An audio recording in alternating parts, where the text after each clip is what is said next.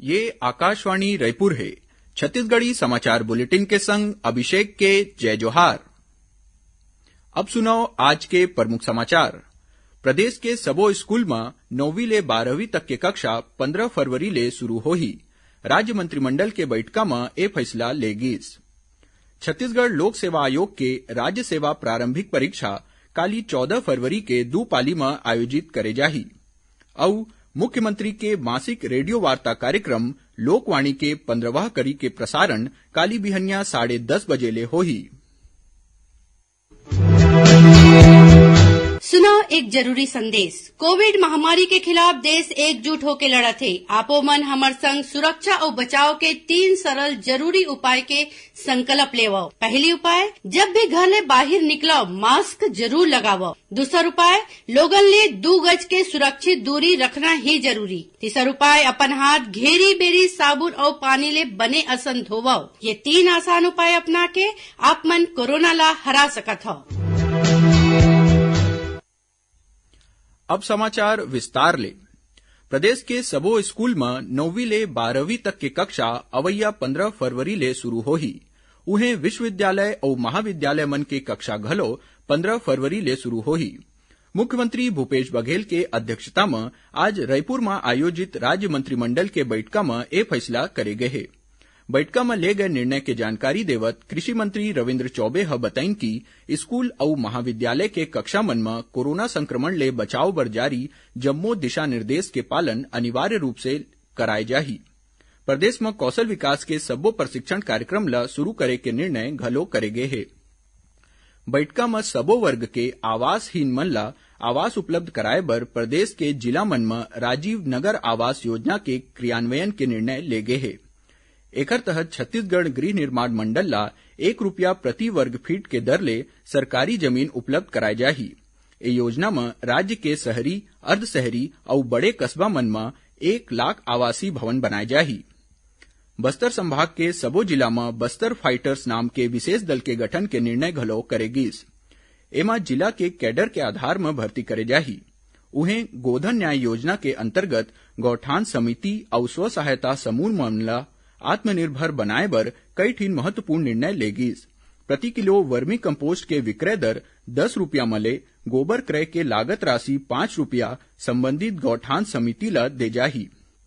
एकरे संग प्रति किलो वर्मी कंपोस्ट विक्रय दर ले अवैया लाभांश राशि के 85% के अनुपात में स्व सहायता समूह और गौठान समिति मन ला आवंटित करे जाही।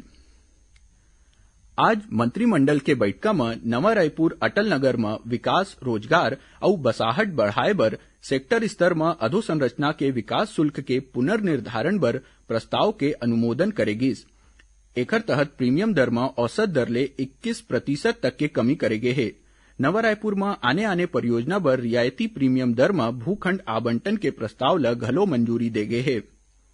कैबिनेट में तेंदुपत्ता के व्यापार ले अवैया शुद्ध आय ले 15% राशि संग्राहक समिति मन ला अराष्ट्रीयकृत लघु वनोपज के व्यापार के संगे संग लाख पालन बर घलो उपलब्ध कराए के निर्णय ले गए है। लघु वनोपज आधारित संस्करण उद्योग मन के स्थापना बर करे जाने वाले एमओयू के प्रारूप का घलो मंजूरी देगिस।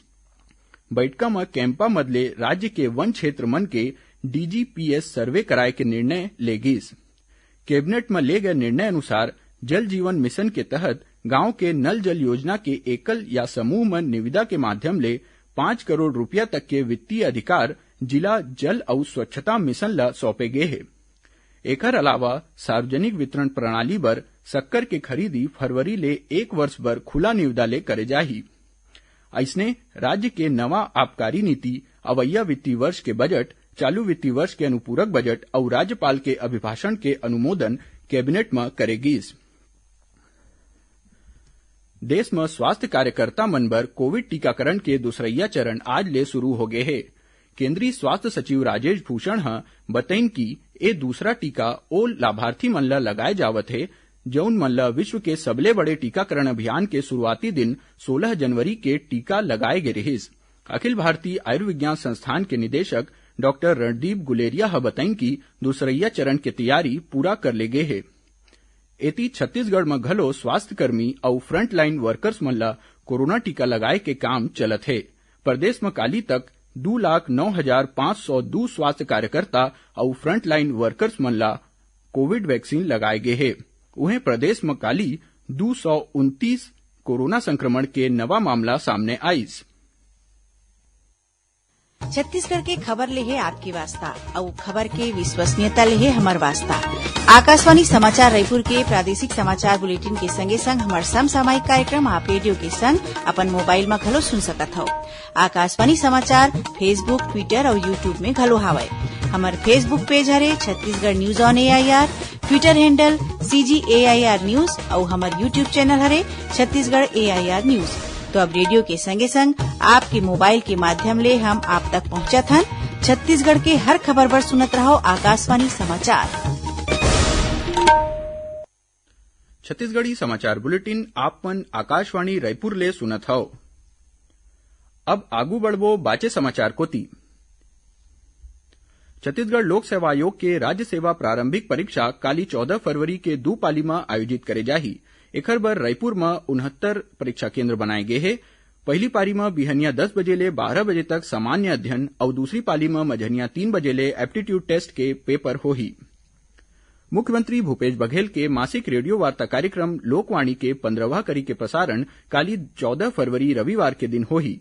मुख्यमंत्री ह लोकवाणी में ये दरी उपयोगी निर्माण, जनहित अधोसंरचना और आपकी अपेक्षा विषय पर प्रदेशवासी मन ले गोटबात करही। लोकवाणी के प्रसारण छत्तीसगढ़ स्थित आकाशवाणी के सबो केंद्र, FM रेडियो और क्षेत्रीय समाचार चैनल मन में बिहनिया 10:30 बजे ले 11 बजे तक होही। राजनांदगांव सांसद संतोष पांडे ह काली लोकसभा में चर्चा के बीच छत्तीसगढ़ी भाषा में समाचार शुरू करे के मांग करिन। एमा केंद्रीय सूचना और प्रसारण मंत्री प्रकाश जावड़ेकर ह कहिन कि जेन भी संभव होही ओला करके जल्दी से जल्दी समाचार के प्रसारण शुरू कराए जाही। श्री पांडे ह अपन भाषण में कहिन कि छत्तीसगढ़ में बस्तर ले लेके सरगुजा तक करीबन 2 करोड़ मनखे मन छत्तीसगढ़ी भाषा में गोटबात करथे। आज विश्व रेडियो दिवस हवय। संयुक्त राष्ट्र शैक्षणिक, वैज्ञानिक और सांस्कृतिक संगठन यूनेस्को ह साल 2011 में रेडियो दिवस मनाए के निर्णय ले रहिस। संयुक्त राष्ट्र महासभा में 2012 में एला अंतर्राष्ट्रीय दिवस के रूप में अपनाइस। ए साल के विश्व रेडियो दिवस के विषय है नई दुनिया नया रेडियो। उपराष्ट्रपति एम वेंकैया नायडू ह विश्व रेडियो दिवस में कहिन कि रेडियो ह संचार के एक ठिन लोकप्रिय माध्यम होए के संगे संग सूचना और मनोरंजन के घलो प्रमुख स्रोत है। उहे प्रधानमंत्री नरेंद्र मोदी ह कहिन कि रेडियो ह सकारात्मक रूप ले मनखे मन ल प्रभावित करे के एक ठिन अच्छा माध्यम है। ओमन अपन ट्वीट संदेश में सबो श्रोता मन ल शुभकामना दिन है। केंद्रीय सूचना प्रसारण मंत्री प्रकाश जावड़ेकर ह विश्व रेडियो दिवस के अवसर में सबो ल शुभकामना देवत कहिन कि रेडियो के लगातार विस्तार होवत है। एति छत्तीसगढ़ में घलो विश्व रेडियो दिवस के मौका में आने आयोजन करे जावत है। रायपुर के सर्किट हाउस में आयोजित कार्यक्रम में महापौर एजाज ढेबर ह गांधी उद्यान में रेडियो पार्क बनाए के घोषणा करीन।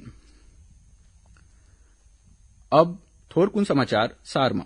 छत्तीसगढ़ नीति आयोग कोती ले डिजिटल लाइवलीहुड एक्सप्रेस प्लेटफॉर्म उन्नति वेब पोर्टल तैयार करे गए है। एमा नियोक्ता मन ह पंजीकृत रोजगार के मौका के जानकारी दे सकथे। उहें इच्छुक श्रमिक मन ह रोजगार बर आवेदन घलो कर सकथे। बिलासपुर के चकरभाटा एयरपोर्ट में हवाई सेवा की तैयारी शुरू हो गए है। संभागायुक्त डॉक्टर संजय अलंग ह ए बारे में आयोजित समीक्षा बैठका में एयरपोर्ट में सुरक्षा समेत जरूरी व्यवस्था मन ले संबंधित दिशा निर्देश अधिकारी मन ल दिन। सड़क सुरक्षा माह के अंतर्गत दुर्ग पुलिस कोती ले काली 14 फरवरी के बेनिया 6 बजे ले यातायात नियम के प्रति जागरूकता बर सड़क सुरक्षा दौड़ के आयोजन करे जाही। और आखिरी में प्रमुख समाचार एक गांव फेर। प्रदेश के सबो स्कूल में 9वीं ले 12वीं तक के कक्षा 15 फरवरी ले शुरू होही। राज्य मंत्रिमंडल के बैठका में यह फैसला ले गईस। छत्तीसगढ़ के लोक सेवा आयोग के राज्य सेवा प्रारंभिक परीक्षा काली 14 फरवरी के 2 पाली में आयोजित होही और मुख्यमंत्री के मासिक रेडियो वार्ता कार्यक्रम लोकवाणी के 15वां कड़ी के प्रसारण काली बेहनिया 10:30 बजे ले होही। एकरे संग छत्तीसगढ़ी समाचार बुलेटिन इहें सिरावत है। जय जोहार।